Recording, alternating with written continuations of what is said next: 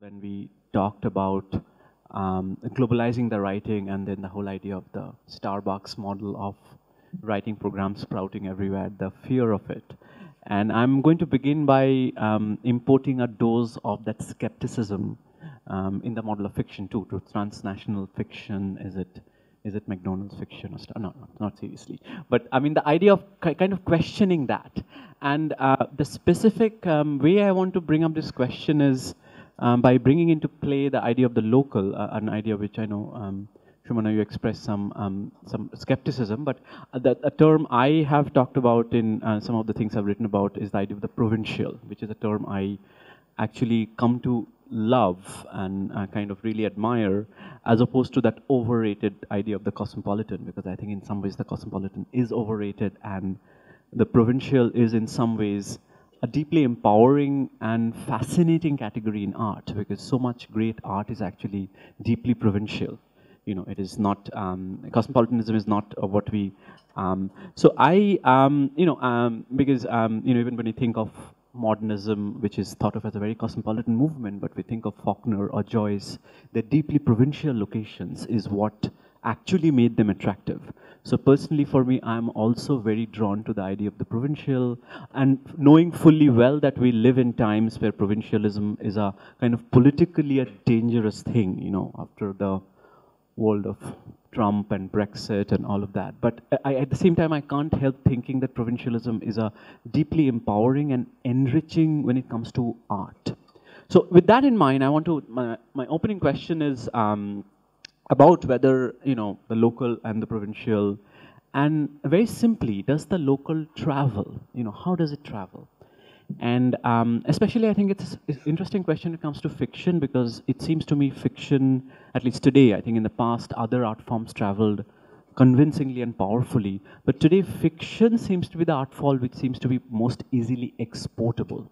There's a certain abstraction, maybe, that you can package in the novel.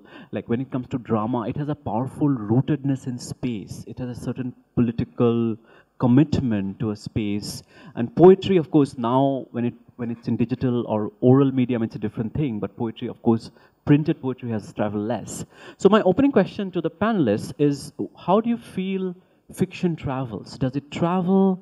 You know, is there a tension between fiction deeply committed to the local, maybe even the provincial, and how it can kind of go beyond that? So I'm going to start with our American guest over here, Wu. Maybe you can talk about that a bit, and then we'll move along that line. So Wu, over to you. I guess I'm not sure I understand the question. Whether you're asking whether the local travels and how it travels. I mean, I've been always of the mind that I mean, I'll think of it in these terms of the universal versus the specific. So I've always told my students, for example, I mean, at a very basic level, I think sometimes beginning writers believe that to be universal, you have to present something that everyone can agree with or everyone can identify with. I quite hate that phrase when readers say I want to identify with a story or something like that, because I think when you approach it that way, you're looking at things in somewhat of a superficial way. I've always believed that the more specific you are, the more universal it will be. That's one way to answer your question. I mean, I don't necessarily believe one way or the other that the provincial is somehow travels better or is more fluid from culture to culture, because there have been, you know, Elena Ferrante is very provincial. Her Neapolitan novels are very provincial. Madame Bovary is, right? But then, you know, Haruki Murakami is specifically Japanese, but then isn't at all. So again, I'm not sure quite how to configure or think of the question. For me, it just seems that if you write, whether you're writing, I guess, in a local way or, you know, for lack of a better word, a universal way, it really doesn't matter. It's about how you're writing about it and what is compelling about your topic. No, fair enough. I mean, it's obviously, and I think there are many different questions here. One is when you give the example of Madame Bovary, there's a force of canonization. When something gets canonized over a period, then of course, then it travels in a different way than say contemporary literature travels. Then there's a question of, the old sort of the chestnut Eurocentrism, the way Italian or French culture can become universal, maybe, it doesn't always happen with all forms of non-Western cultures. So I think this is a good time to actually turn to Vivek, who obviously writes in Canada, whose works have been translated and has traveled, at least the last work, very much. And yet his work is, deeply rooted in space. And how has that work, and whether, maybe we have different expectations when it comes to a work in translation or different when it comes to English. But how does one negotiate? Because Vivek, you've been very rooted in Bangalore in many ways, and you're also rooted in the Kannada literary tradition in very significant ways. And at the same time, I think it's encounter, since we're dealing with this question of transnational, how do you feel that has worked in your case? When I grew up in an environment in Canada where we discussed world classics and writers from other Indian languages as if they were Kannada writers. And maybe one of the reasons for that is during that time, which is a modernist period in Canada, many important writers were in some way or the other, they were connected to the West. They were either had gone abroad, had got a degree from there, or they were teachers of, they were teaching English and whatnot. So they influenced, they created an atmosphere where, we had access to literature from other parts of the world. So that's one. And we always, we, when I say me, but it's also, experience of many other writers, is whether it is from Malayalam, whether it is from Marathi, whether it is from any other language, European languages, we always thought that they were, and the comparisons were made, discussed, in terms which were our own terms. I mean, the terminology that was used was Kannada, but the text were other text, right? So that's one thing. My own experience is, I'll give you one example, which is I was introduced to a writer, a singer, Isaac Bashevis singer, when I was about 19 years old by another senior writer. And I come from a very small town, and I had no idea what Jewish life was. I heard the term, but I had no clue what it is. And if you have read Singer, he's such a great writer. And when I started reading him, he had not won the Nobel Prize, right? So that's other thing. And when I started reading him, I was so much attracted to his world. And the world that he was writing, when he was writing itself, it did not exist. Forget about when I was reading, right? When he was writing, that world did not exist. And that language was almost, facing the danger of extinction. When he was writing, maybe there were a few thousand or maybe 500,000 or even less than that number of people who could read, write Yiddish, and I don't know, maybe a few hundred who could read Yiddish literature. So that was something, that attracted to me. And then it was so, I got so involved in this writer that I went after his books. And also, it was a time when Google was not there, so one had to put in a lot of effort to understand, those terms. So every time I got something, something new, I understood something new, it opened a new world and it made new connections with that writer. So I have given one example. So similarly, there are, the world that formed or developed over a period of time with other writers was also like this. Another great writer, G.A. Kulkarni of Marathi, who lived in Karnataka, but he was, completely disconnected with anybody in Karnataka. And he was, anyway, that's not the point. But, a writer who, again, I pursued and so similarly, I feel that, the local travels like this in the minds of the readers. And there are people who are there all over the world who read and who want to discover you. And as I have discovered, I'm sure there are people who discover me somewhere else. And I'm experiencing it now because my book is translated. But I did not write with the intention of reaching those because in my mind, they were already there.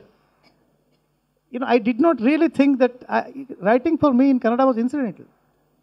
It is not that, but at the same time, I'm not saying I could have written in any other language.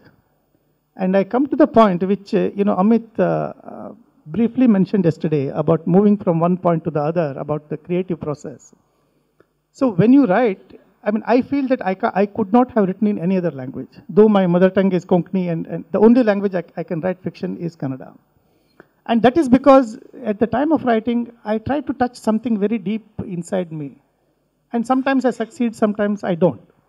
And when it happens, it's like writing poetry. When you write something, the sentence comes, the word comes, and you don't know why it has happened. And if it doesn't surprise you, then there is no magic in that work. It must surprise you. I don't mean to say there is no craftsmanship here. And when everything comes out, then at the time of editing, you try to make sense and to see what is it that is there in this work. And what are the gaps? Can I bridge the gaps? Can I knock off something? So that's more intellectual activity. But then that connecting thing, and if you are lucky, it happens every time. If you are not lucky, it doesn't happen every time.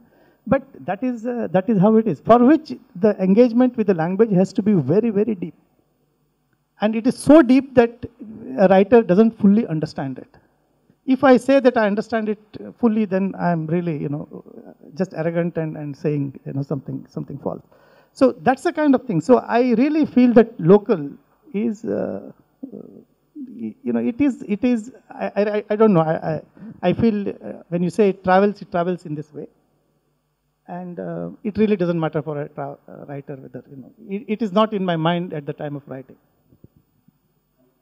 Okay, I think, thank you. And this is, obviously these questions are post-writing. We all know that we can't think of these questions while writing.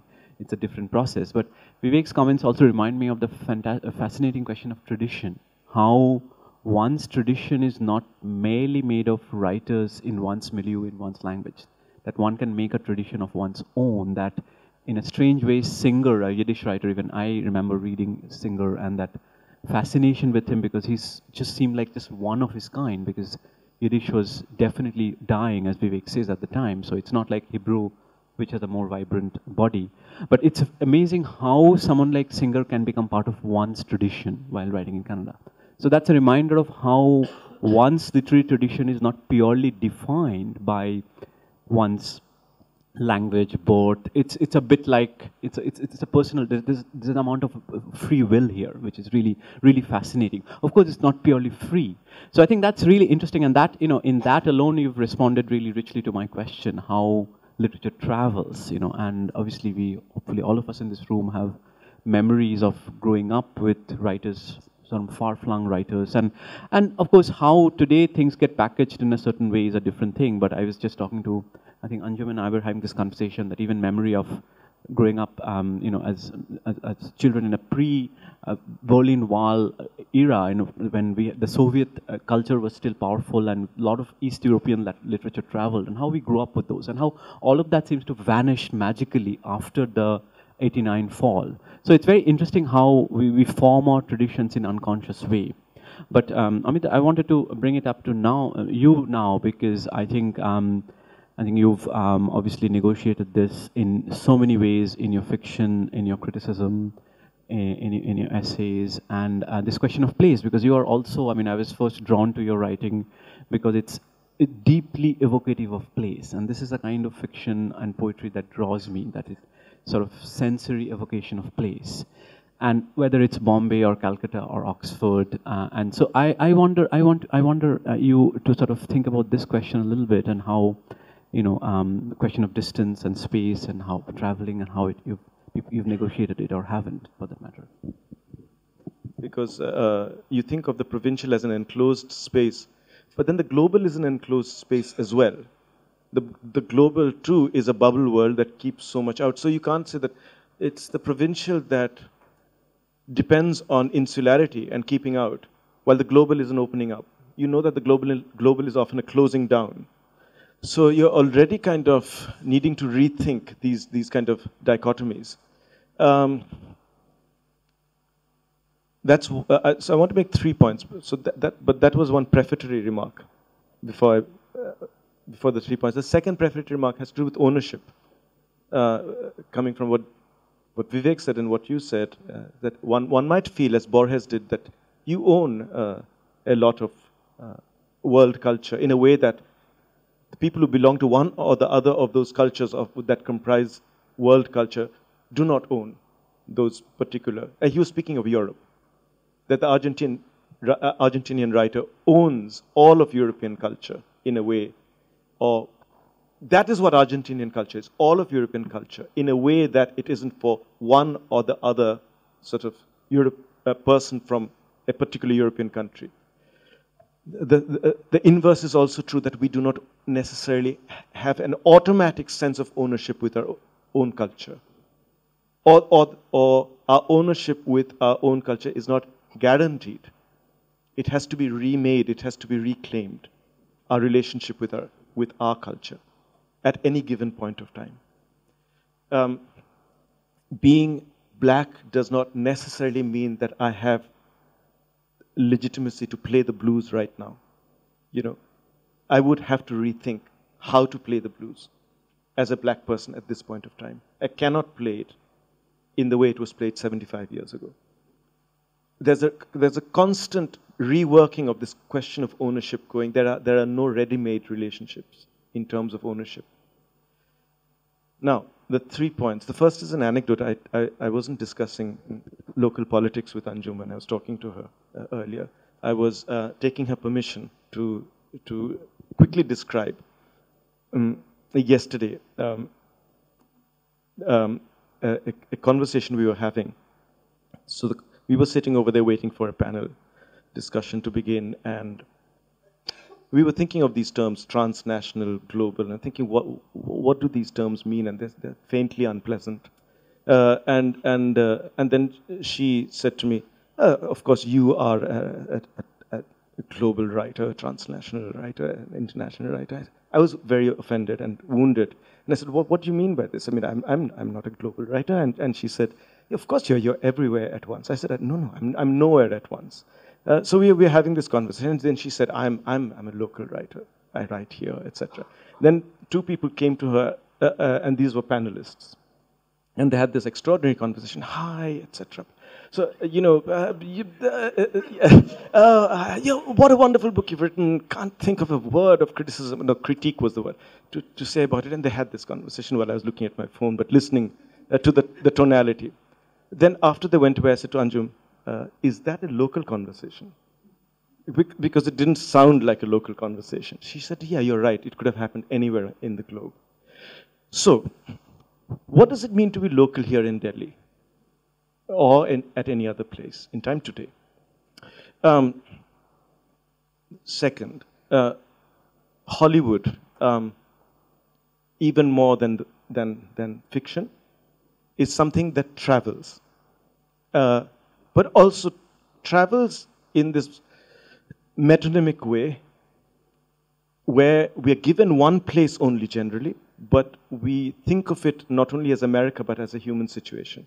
We have been given New York again and again, but something about New York is emptied from that particular continuum for us no longer to be able to think of it as a place, as a location that's important, except in a minority of films, but as a setting for a universal drama.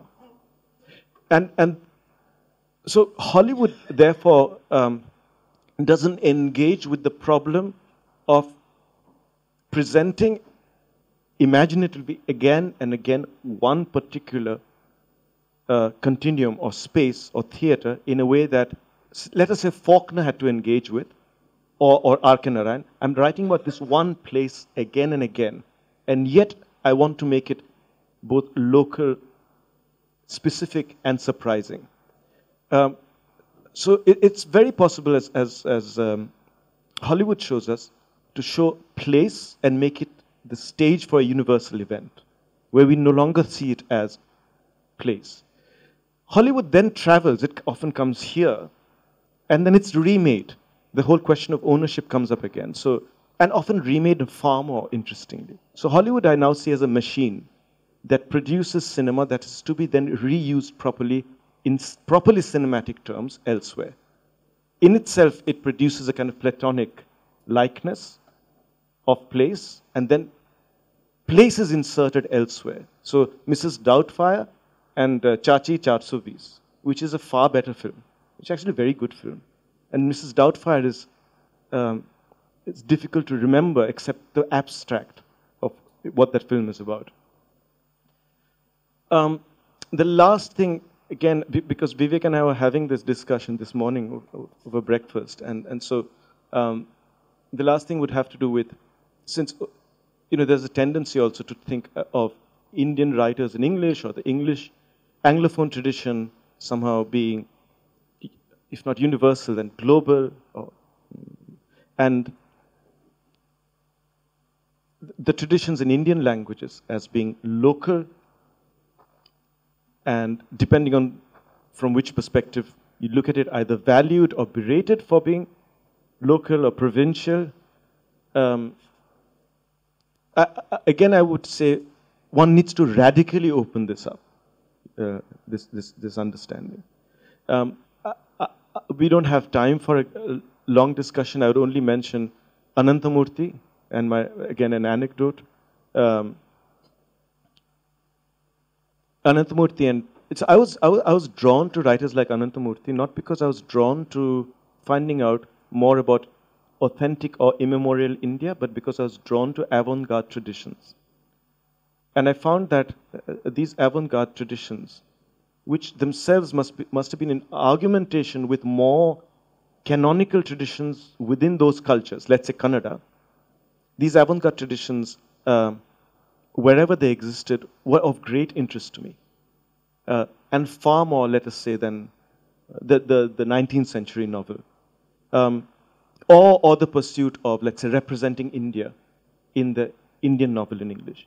These idiosyncratic ventures, whether they were in French or in Kannada or in Bengali or in Urdu, attracted me for that particular reason, as an escape route as well from the whole project of having to represent something in its totality. So I was drawn to people like Anantha Multi. The value of Anantha Multi lies in the avant-garde preoccupations of writers like him, and not because he's authentic. That's not why we turn to an Indian writer who writes in the Indian languages, but because of these traditions of modernity. I was I think in 2006 or 7, I can't remember when, I was with a group of writers which included Anantha Multi in Paris Book Fair. And all day we would spend at the hotel, and then in a bus going to the warehouse where the book fair was happening, and then back to the hotel again. So it was a strange kind of a movement within an international, so-called international space, which was also very enclosed.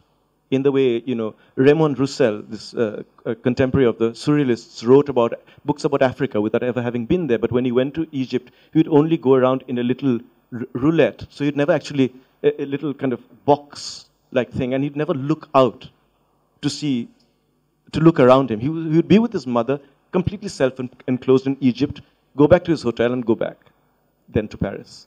So it's possible to travel and deliberately or not deliberately not to see. There are deliberate moves not to see, and there are completely ingrained moves in us not to look around us. Raymond Roussel deliberately did not see. We were doing something similar. We were either deliberately or not deliberately not seeing as we moved from hotel to warehouse in the bus and back again. And the symbol of this, either seeing our provincialism in Paris or not seeing it, was the Eiffel Tower, which kept moving around with us. Everywhere we went, the Eiffel Tower was with us. We saw nothing else but the Eiffel Tower. And this told us that we were in Paris. This single fact. Just as Roland Barthes says about ancient Romans in American Hollywood movies, once you see the forelock, you know that you're in ancient Rome. That's the mark. So we knew that we were in Paris. I said to Anantha Multi, do you notice that the Eiffel Tower is following us around? And he said, who is it who said that to escape the Eiffel Tower, you have to go inside it? That's the only way of escaping the Eiffel Tower. And then he immediately said, was it Roland Barthes? and in fact, but he was quoting Maupassant. I don't think the Indian writers in English would have been aware of this mental trajectory or aware of the history that produced these ways of seeing and this response in Anantha Multi. Anantha Multi in many ways was a deeply European writer, but he was not unique in this among his contemporaries writing in Kannada and other languages. The Anglophone world, I feel, is much, much more cocooned and insular in comparison in these ways to people like Anantha Multi. So again, I mentioned this to open out the discussion, to talk about how we often encounter and thereby in encountering find we have to rethink what we have presumed to be the dichotomies separating the global or the international from the local.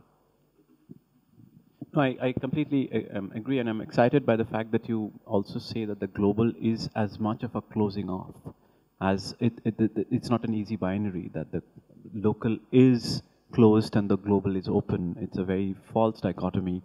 And in fact, global is also not only semiotically, but it's also produced by structures of capitalism and how the global is always produced. I mean, this is probably why I think the academic Gayatri Vivek has privileged the term planetary. It's yet another term, but whether the term planetary is any more free than the global, as if something about the word planetary tries to reach the stars. You know, okay, the globe is just this circumscribed thing. But I think that's really instructive because there are so many ways. I was also thinking of, while you're speaking, Vibhutibhushan Bandyopadhyay, who wrote about an Africa he had never visited, you know, Chande Pahad. So these imaginations of the other world were already part of the Indian imagination. So that's really interesting. Let me turn to Anjum. I know you've had the, I mean, of course, to say, among other things, you have written a novel called The Cosmopolitans, and I'm not going to talk about that specifically, but of course that title has been there in your mind. But maybe you can talk about this in your perspective of your own writing or your perception of other writing, or as well as your vantage position as the books editor of Caravan. So do you want to take on to that question?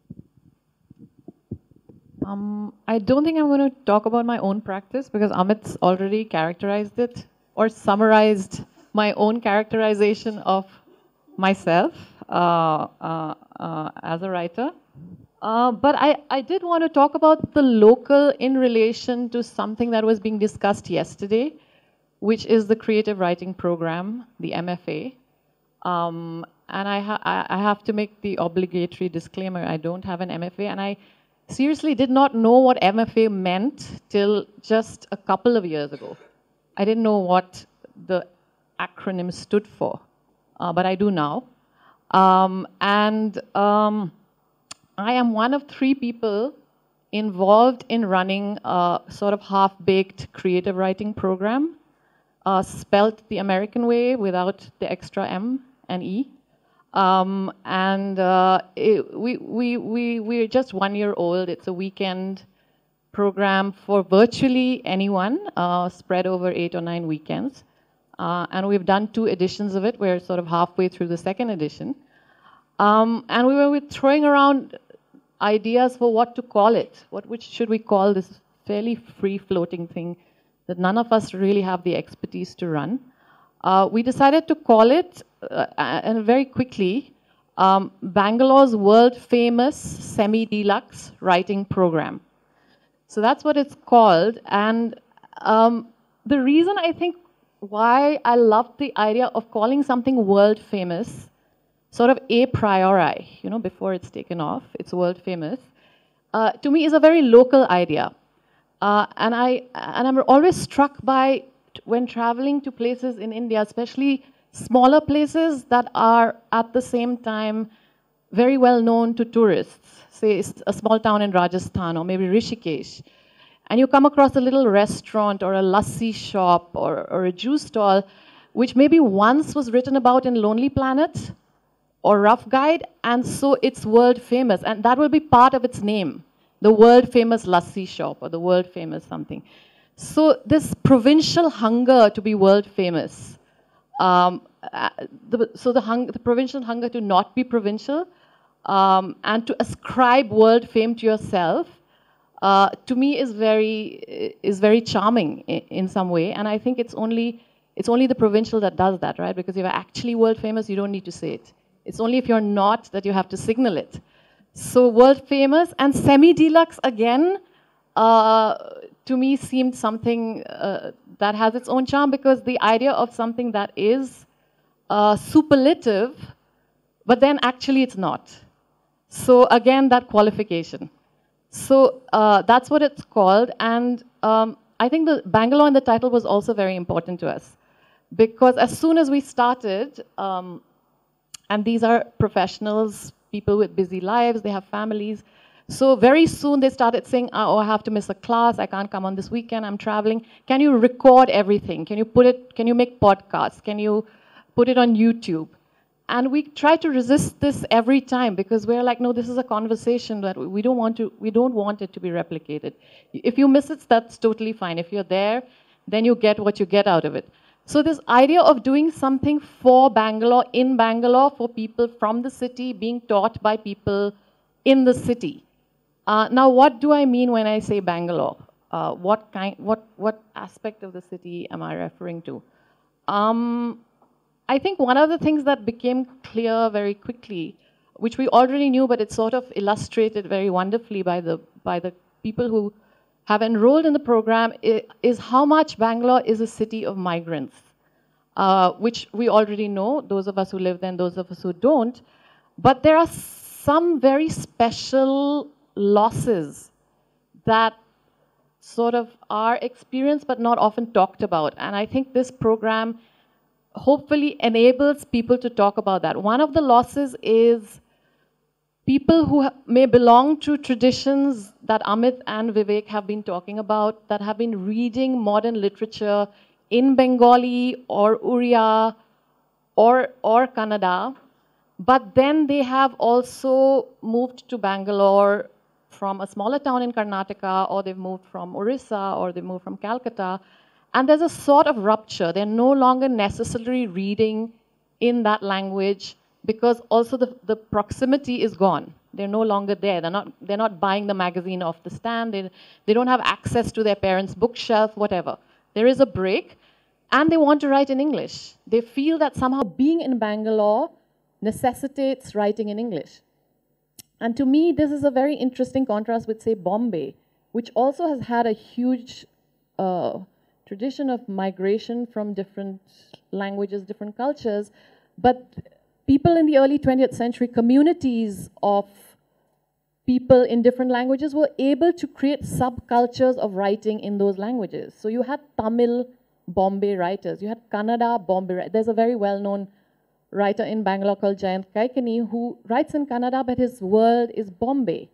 And this is not random. Bombay seemed to produce these subcultures of Hindi writers, Malayalam writers. I don't know if the same thing is possible in Bangalore today. So for me, it's very poignant to hear somebody say, we had a student who said that all my reading is in Bengali, but I want to write in English. Or somebody who says that I used to read in Uriya, but now when I go back, I don't find those same little magazines that I would enjoy, and I don't understand the conversations, and less people back in Orissa seem to be talking in my language. And in English, I am not very well read, but I have read the classics. So where am I? So for me, that loss is something that maybe a creative writing program can talk about in a particular space. If we're talking about it in Delhi, it would be, I imagine, a very different conversation. The other thing about Bangalore that I think is particular to it is that it can be a scarily functional city. It's a city of very intelligent, very often very young people, but it's a city, there are certain ideas that are part of the environment and then become part of the vocabulary. And one of these words that really sort of drives me around the bend is solutions. Right? Everything in Bangalore is solutions. So a restaurant is catering solutions. A barber is like hair cutting solutions. So everything is solutions. We love this word.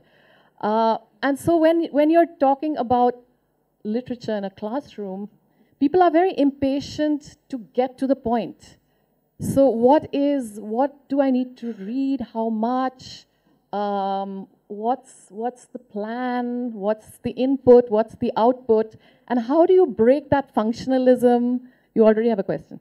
How, writing solutions. Why didn't we think of that? Yeah, so how do you, how do you break the technical, very, very smart, but very impatient technical mindset? And that's very strong, and that's stronger than the other thing. And sometimes it's both in the same soul, right? There are people, of course, a lot of these people have come from elsewhere, and they're working in IT jobs. So for me, this is an experiment with the local. This, to me, is Bangalore, and it's an experiment with the local. I don't know if we'll succeed at all. I don't know if even if we can continue. But when we say that the MFA, or we say professionalized creative writing, we are saying that anyone from anywhere can do this, right? It doesn't really matter. Ashoka is in Sonipat, but it could have been in Yelahanka, right? So, maybe, or maybe not, I don't know. Maybe over the years it will be important that you're in Sonipat.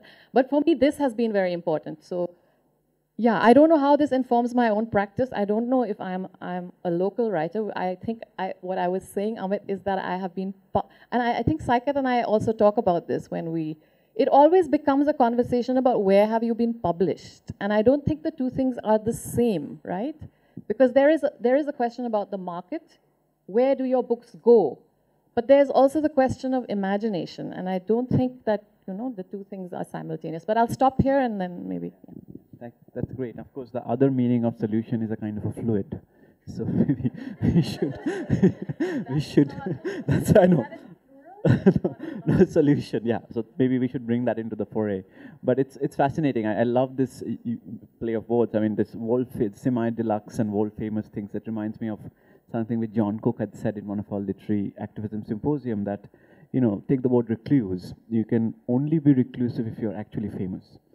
If you are just reclusive and unknown, then you are just unknown, right? I think this is so true in the case of Salinger. Everyone wants to be Salinger, but I'm like, if you weren't already Salinger, you could not be Salinger. Exactly. Right? So the word reclusive already contains within itself the implication of fame, just that somebody is withdrawing from it. Otherwise, you're welcome to be unknown, and that's totally fine. So I'm really glad that we are questioning these terms and how, especially in the Indian context, in this very local, again, very troubled word, they actually get framed in very different ways. So I think that really sets up the stage for my next question, which I think has already come up in the discussion, is something question which is very dear to me, is that, when we talk of the novel, I think about how both structurally, linguistically, and culturally, something like a novel or even a short story is haunted by a shadow of the other, haunted by a shadow of whether a vernacular language, a certain culture. I was thinking of, James Kudzea's famous sort of essay story, The Novel in Africa, which is a very satirical piece where he says that, the novel born of the European Enlightenment, middle class, bourgeoisie, what kind of life does it have in Africa, which is an oral culture, performative culture, sensory culture, and that is also taken with a pinch of salt. And then, obviously we've seen that debate. It's not just merely a language debate, but a kind of a a culture debate. And again, it's very very important to me. I have been called by some reviewers, I do write Bengali novels, except I write them in English. So yeah. So if that comes to me, and I'm very drawn to that kind of writing myself. And so, since we also have Vu here, and all of you, and Vivek writes in Canada, and I think Anjum and Amit has also this question must have cropped upon them. So again, I want to start with Vu, this idea of a fiction which somehow seems alien to its own tradition.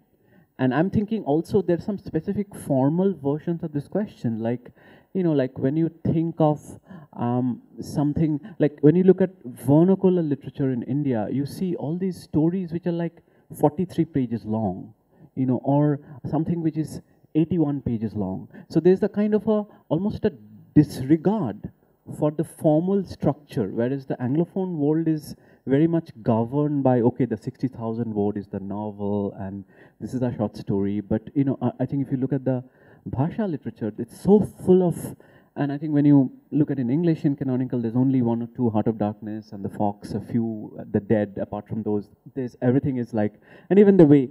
And I was thinking of sort of it's a bit scattered, I know, but the idea of a fictional tradition which somehow contains something alien to itself. At the very linguistic level, it can be language or dialogue which has a syntax which belongs to another world, which belongs to another language.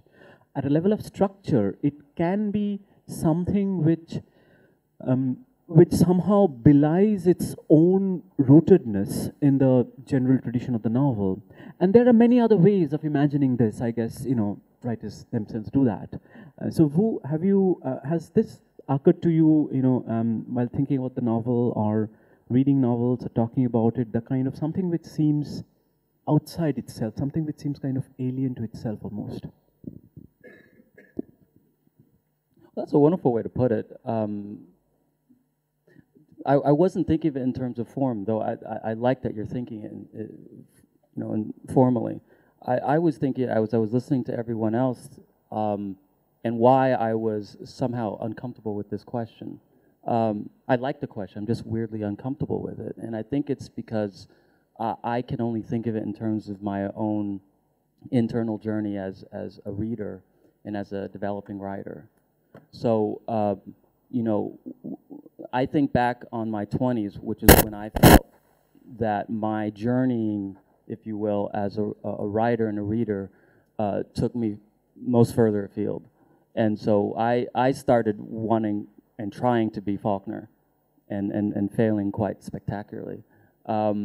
But somehow, starting there, I went to like a lot of the Southern Gothic writers in America.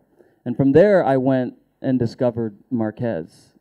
And then I started reading all, you know, as many Latin American writers as I could. And then from there, somehow I got to the Japanese writers. I started reading Murakami and then Tanizaki and Obe. And then from there, I got to crime fiction. So that kind of travel that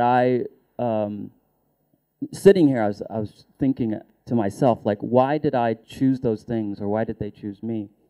And I think part of it is that all of those traditions, at least the ones that I engaged with the bizarre and the strange, and a sense of discomfort that I recognized in all of those, you know, certain groups that I was reading. If I had to psychoanalyze myself, I would say a lot of that has to do with me feeling like a permanent stranger growing up as I did in Oklahoma, which I don't know if any of you are familiar with Oklahoma. There's very few people that look like me. And I grew up there. I came there when I was 5, and I lived there for 20 years. And I feel like something in that kind of like discomfort with my environment must have brought me to these writers, these kinds of writers. And there's a formal aspect to that. I remember when I started reading Marquez's novellas, and that felt incredibly liberating to me. I felt, not that the novel is necessarily, I felt constrained by reading or trying to write a novel, but something about, reading a novella like Marquez's, like, Chronicle of a Death Foretold is so expansive, and yet it's so specific to one day. And I found that form incredibly liberating. I mean, other writers of different countries are doing it as well, but something about the way he was doing it really appealed to me. And so I think when I think of this question of the local and the global or transnational movement, I always think of it, I guess I have to inherently think of it in a personal way, as an individual, as an American, and as an immigrant and a refugee.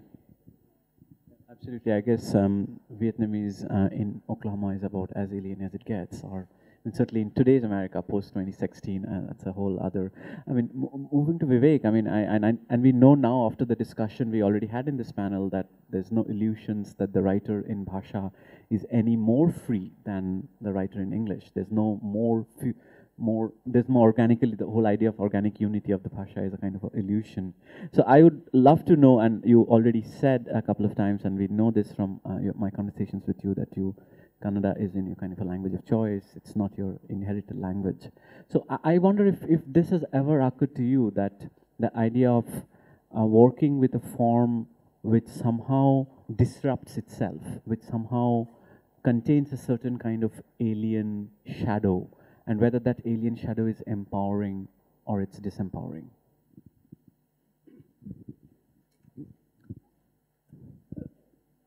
I don't think I said writing in Kannada was a choice. I don't think I had a choice.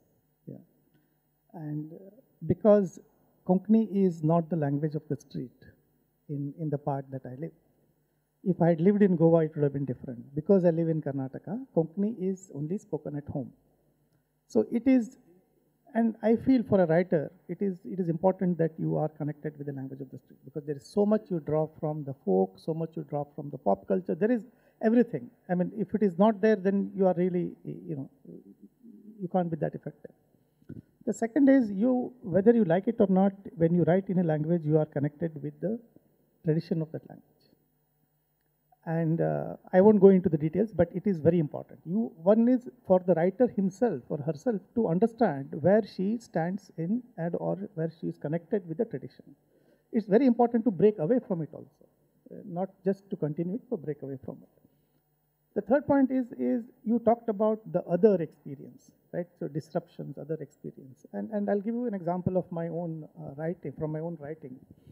I wrote a story in 1992, nearly 25 years ago, about the globalization. It had just started in India, but I was working for a multinational, so I had a better view, or at least that's what I thought. Anyway, that's not the point. The point is the story was about a corporate game. And the story, the game was the central to the whole story. And when I wrote it, and in the end, when I read it, I felt like I am reading a translation. Because the words that I wanted to use, or the ideas that I was trying to bring in, were so new to Kannada that of course there were equivalent words, but they were, I couldn't, they were not nice to hear. They were so rough, unused. So it is not, it's not just to have equivalent words, but then, so I really had to struggle to make it, readable in that sense. And in that process, when I say readable, it is also, if there is a balance one has to strike, where I want to be connected with the language and where there is a disruption. Because if it is completely, there is a disruption, then you can't really make that movement, right? You can't move, you can't take that leap. So you have to be reasonable in creating that gap for a reader. So, and that story was not, people didn't respond to it till 1995, till 3 years. And then later on, it's considered one of the best 10 stories of Kannada and whatnot. But when I wrote it, I really struggled. And so that is one. So now there is a lot of, always there's a discussion about why Bangalore is not there in Kannada literature as much as, it is, as much as Bombay is.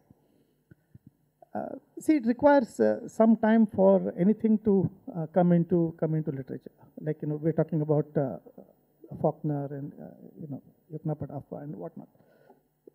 And Bombay also. I mean, Anjum talked about Bombay. There is no metro city in Karnataka. Not really true big city. Bangalore is very recent. For everyone in Karnataka, Bombay is the metro. Right? So people moved to Bombay in looking for jobs, and even especially from the part that I come from, Karnataka, girls went to Marathi medium because they would marry someone in Bombay. My mother studied in Marathi medium for a few years. So that was the relationship that we had with Bombay. But that relationship we never had with Bangalore, the Karnataka. And Bangalore was a very tiny place. It's only in the last 25 years. And I feel that 25 years is too short a time for a city to really sink in and create, metaphors. Like you write, you say something about Bombay, there's something that evokes certain memories. There are no memories for Bangalore. So these are all the difficulties, and the reason I'm saying this is, it is again, there is so much of IT in Bangalore. And there's such a, that world has, because I know that world, there are so many slangs in that world. They have not come into Kannada. And I wish Kannada writers find a way to bring them in. I know, but I can't bring them in because it doesn't work. So these are some of the problems, like, when you deal with the other. And we will resolve it. We'll resolve it over a period of time. We'll find a way to do it. But I'm just saying that, this is at a nuts and bolts level, though.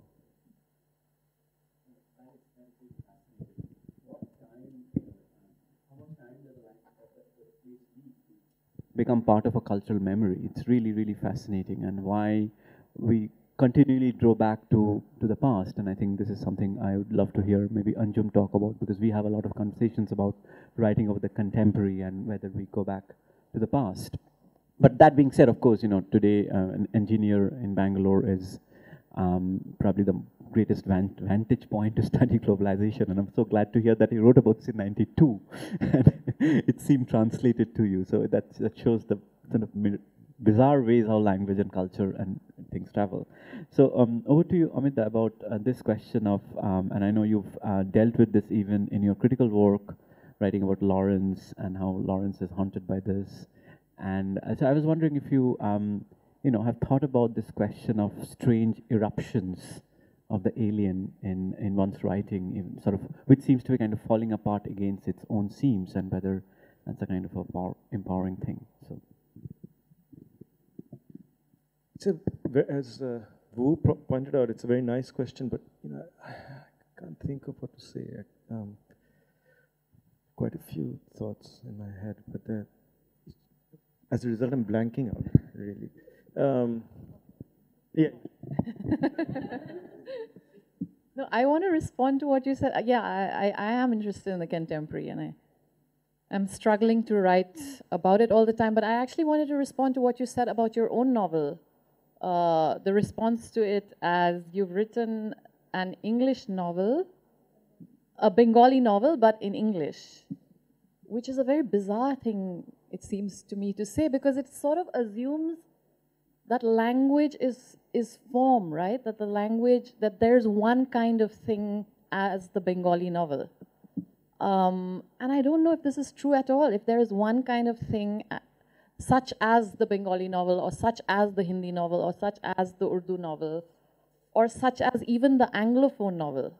I certainly, Amit, you use that formulation very often, but I'm starting. Yes, because I think especially in the last 10 years, maybe till the early 2000s, one could talk about something like the definite article, Anglophone novel. I don't think anymore. I don't think with writers like Anis Salim or Siddharth Chaudhuri or, Aruni's novel, Aruni Kashyap, there is a different kind of, English, but also just sensibility, which just doesn't fit in with our sort of received idea of what the Anglophone novel is doing. But having said that, I want to maybe contradict myself to say that English does seem to impose sometimes the obligation to write about culture in a way that it doesn't on the writer writing in Indian languages, which is why it's so curious to hear the characterization of your novel as the Bengali novel, because to me it seems the opposite, which is that sometimes in English, we are trying to write, about Urdu culture because we're assuming that it's like sort of ventricalizing, right? So if I'm writing a novel in English about, say, a Tawaif fallen on hard times, then it's not enough for me to just describe her as a character, her thoughts, but I have to describe the milieu. So this milieu setting, and Amit, that was the more interesting conversation we had yesterday, which is about, does there always need to be culture when you're writing fiction? And are we right in assuming that there is more culture in the vernaculars and less in English? To me, it seems no, it's not always the case, right? Because I've been reading quite a lot of Urdu fiction in translation, and I'm reading short stories. This is quite new to me. I have usually read novels, and I've always thought Urdu is a medium for describing the Muslim social world, right? Because I've read those kind of novels. I read Umrao Janada in English. I've read Udas Nasle, Weary Generations. I've read these novels about the loss of a once grand Muslim culture. So I'm assuming this is what Urdu does. But then you read more modern Urdu fiction, and it doesn't have to be that. It's why should a writer feel limited, and they don't, right? So there's a lot of 20th century Urdu fiction that has no truck with being Muslim or being in northern India or being a Tawaif, right? So why this equation between language and culture? Can I ask you something, Anjum? Suppose somebody had said about Saikat's novel that you've written it in English, but it actually seems like a European novel. Would you then think of it in terms of identity or something else? Would you then think that an association is being brought up that's cultural but also formal? So when you're hearing the word Bengali, you immediately think of identity, but Bengali here, the associations might also be formal and linguistic. By linguistic, I mean what you're doing with language as a writer, you know? So not identity, but something else. Yeah, because this is what Bengali, the word Bengali, until, let us say, 30 years ago, 40 years ago, this is what its trajectory kind of very interestingly implies to me. At a certain point, and this returns us to the other interesting conversation we had yesterday. So there is a point at which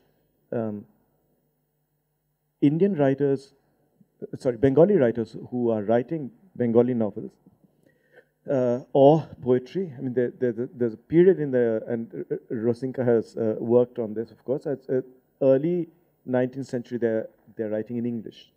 The new middle class, you know, in Bengal. They're writing in English, they're writing poetry in English. Around the 1860s is when, and some of these writers, as we know, like Michael Madhusudhan Datto or Bankim Chandra Chatterjee, they begin by wanting to be writers in the English language. And then they turn to Bangla, as we know, right? The question is this turn to Bangla a turn to roots and authenticity, or is it a turn to something else? I think it's not a turn to roots and authenticity. At that point of time, Bangla becomes a way of expressing the ambivalence of the modern for the Bengali. It becomes a legitimate language with which to express the ambivalence of the modern. If anything, English is too restricting because it carries with it a kind of baggage of identity for the Indian. Not just the problematic nature of the colonial relationship, but also to write in English immediately means you're proclaiming yourself not as a Bengali or whatever you might be as a modern, multiply situated, but as an Indian, as a pan-Indian construct. So the problem always has been for the Indian writing in English, how to get out of that particular situation. Now, this is interesting. In Ireland, all the interesting writers who are expressing, I wouldn't say all, most of the interesting writers in that period or just after that period who are writing to work with, to play around with, and to reformulate what it means to be a modern with a multiple inheritance. So we are talking about Stephen Dedalus in Dublin with multiply sort of situated, inheriting various cultures. He does this in English. Joyce does it in English. He doesn't do it in Gaelic. Gaelic might have produced great modernist writers. I don't know. I don't know enough about Gaelic, but I get I get a sense as, and maybe it's wrong, this interpretation, but I get a sense that Gaelic was primarily promoted as a language of identity and culture, and therefore remains an unviable curio to a great extent. I'm sure there are departures, working departures from Gaelic, but the great work in Ireland in terms of expressing what it means to occupy that moment in all its ambivalence is done in English. The opposite happens in India. English becomes a form of Gaelic because it becomes too closely associated with this emerging pan-Indian identity. The ambivalence of being modern is undertaken by writers like Bankim Chandra, Tagore, in Bangla. Bangla is not Gaelic. Bangla is a modern language meant to express this ambivalent positioning, which exceeds cultural identity. So, that's something. By the way, I mean, towards the beginning, I mean, Tagore was called, again, I think it's, was called, in Rusinka's book, a European poet by his Bengali contemporaries. I had a chat once, 2 years ago, talking about my admiration of Nirmal Verma with, I think it was Mrinal Pandey, and a very sensitive reader, very good writer herself. But she expressed reservations about the Nirmal Verma I admired, which was this very European Nirmal Verma, except that he would never mention the word Europe. You know, he would have these markers without mentioning it. Right, right. And she said, no, that's the European Nirmal Verma. You know, so it's the earlier one that she valued. Yeah, no, I'm delighted that I was able to infuse the discussion with this touch of otherness and sort of undo a lot of binaries.